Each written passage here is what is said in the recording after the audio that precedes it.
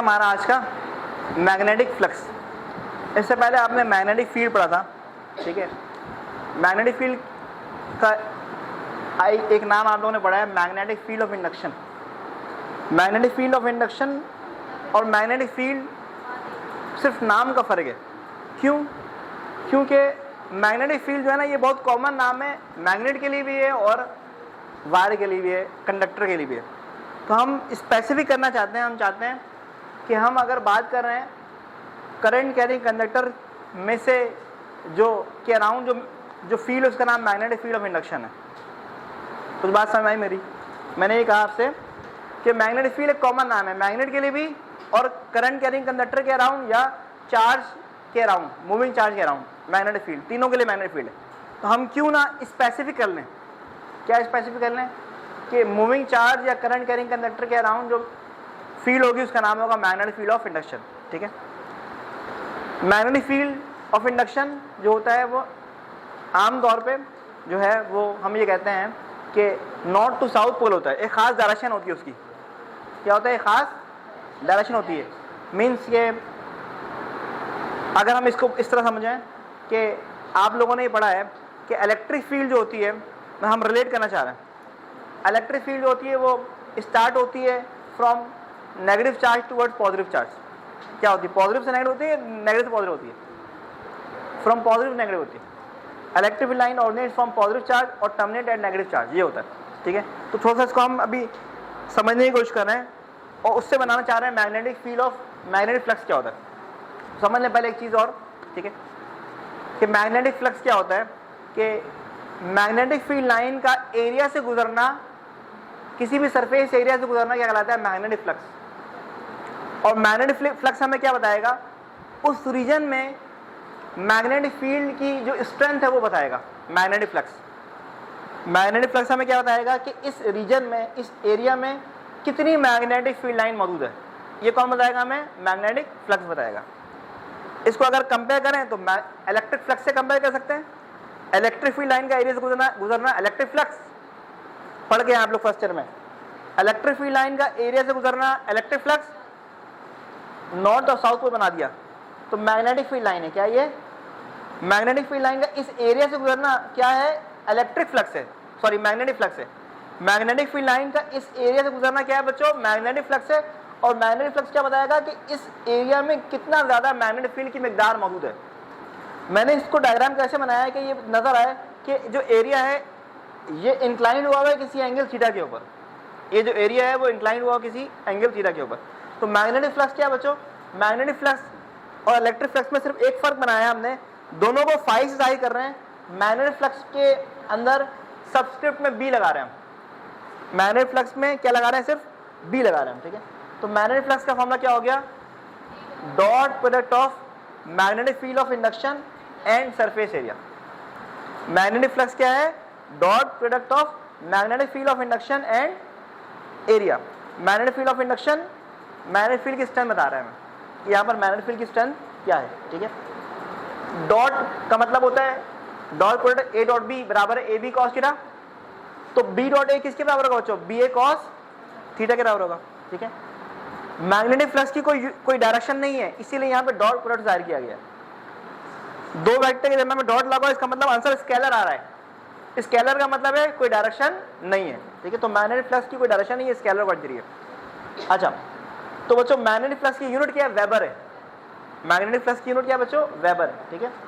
अब हम पढ़ते हैं नेक्स्ट टॉपिक अपना मैग्नेटिक फ्लक्स और मैग्नेटिक फ्लक्स डेंसिटी। उससे पहले हम ये पढ़ लेते हैं कि यहाँ पर कब मैक्सिमम फ्लक्स होगा और कब मिनिमम फ्लक्स होगा। तो वो जो मैक्सिमम फ्लक्स कब होगा, ये डायग्राम बनी जरा देखिएगा आप लोग। एरिया की डायरेक्शन और मैग्नेटिक फील्ड ऑफ इंडक्शन की डायरेक्शन अगर सेम होगी तो हम कहेंगे यहाँ पर जो फ्लक्स है ये मैक्सिमम फ्लक्स है। क्या है ये? फ्लक्स। और एरिया के परपेंडिकुलर अगर मैग्नेटिक फील्ड ऑफ इंडक्शन होगा तो आपने ये समझ लिया कि मैक्सिमम फ्लक्स कब होगा? जब एंगल 0 डिग्री हो। और मैक्सिमम फ्लक्स कब होगा? जब एंगल मैक्सिमम फ्लक्स होगा जब एंगल 0 डिग्री हो। और मिनिमम फ्लक्स कब होगा? जब एंगल 90 डिग्री हो, ठीक है। ये बात आपने डायग्राम समझ ली, ठीक है।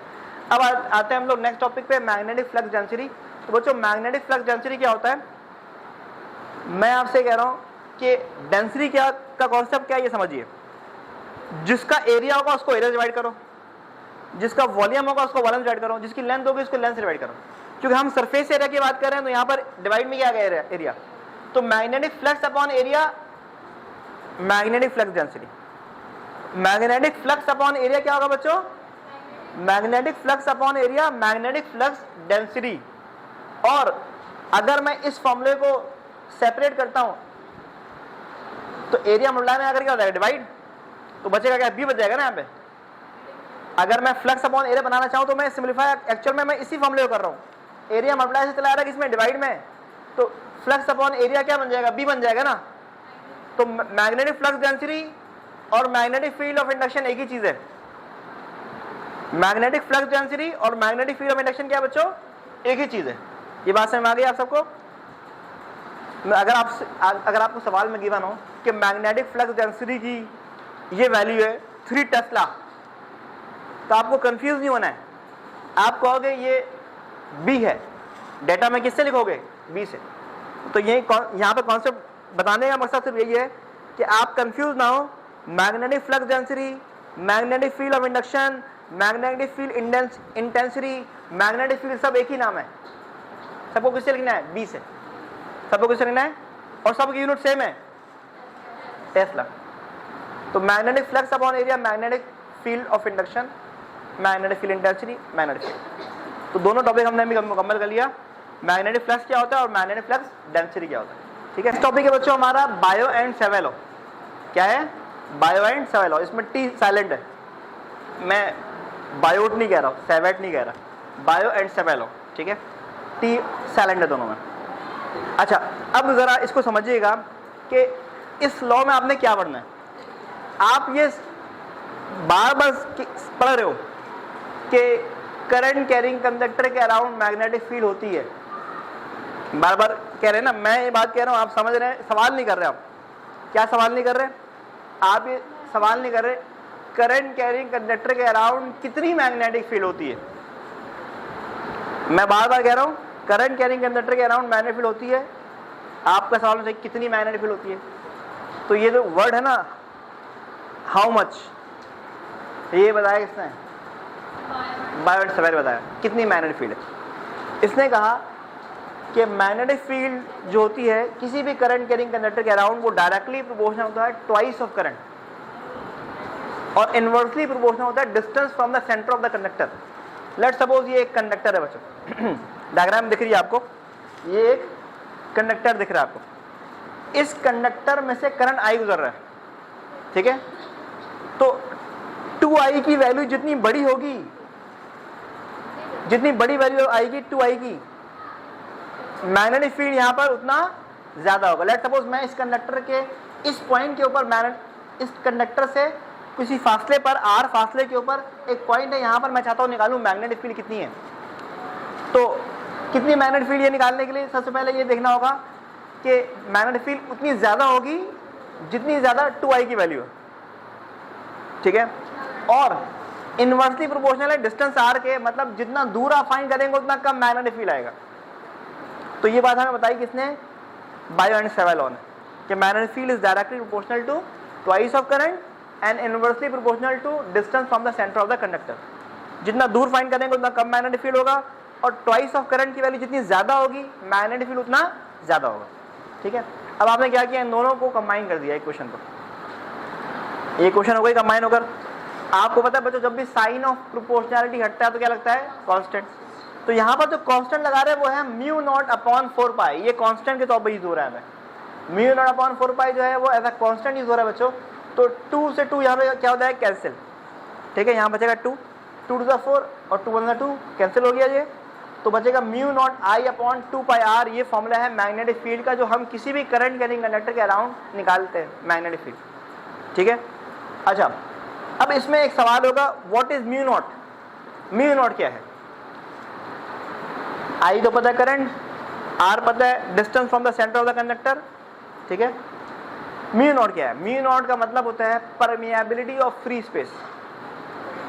मतलब ये जो खाली जगह यहां पर मौजूद है इसका कोई ना कोई इफेक्ट है जो यहां की मैग्नेटिक फील्ड को यहां तक लेके जा रहा है। अलाउ कर रहा है, यहां तक पहुंचे। ये किससे जाहिर हो रहा है बच्चों? फ्री स्पेस का जो इम्पैक्ट है, इफेक्ट है, मैग्नेटिक फील्ड को जो यहां से यहां तक जाने दे रहा होता, तब पूरा नहीं जाने दे रहा होता, कुछ कम वैल्यू जाने दे रहा है। तो ये जो फ्री स्पेस है, ये कितना ज्यादा अलाउ कर रहा है इस यहाँ की मैग्नेटिक फील्ड को यहाँ तक पहुंचने में। इसको जाहिर किया जा रहा है किससे? म्यू नॉट से, जो कि कांस्टेंट वैल्यू जिसका नाम है परमिएबिलिटी ऑफ फ्री स्पेस। और परमिएबिलिटी ऑफ फ्री स्पेस जो होता है बच्चों, इसकी वैल्यू होती है 4 पाई एक्सपोनेंट 7 वेबर पर एम्पेयर मीटर, इसकी यूनिट होती है। ये म्यू नॉट है, परमिएबिलिटी ऑफ फ्री स्पेस। ठीक है, तो ये है हमारा topic Biot and Savart law, और इसके बाद नेक्स्ट टॉपिक हमने पढ़ना है एम्पेयर लॉ। ठीक है।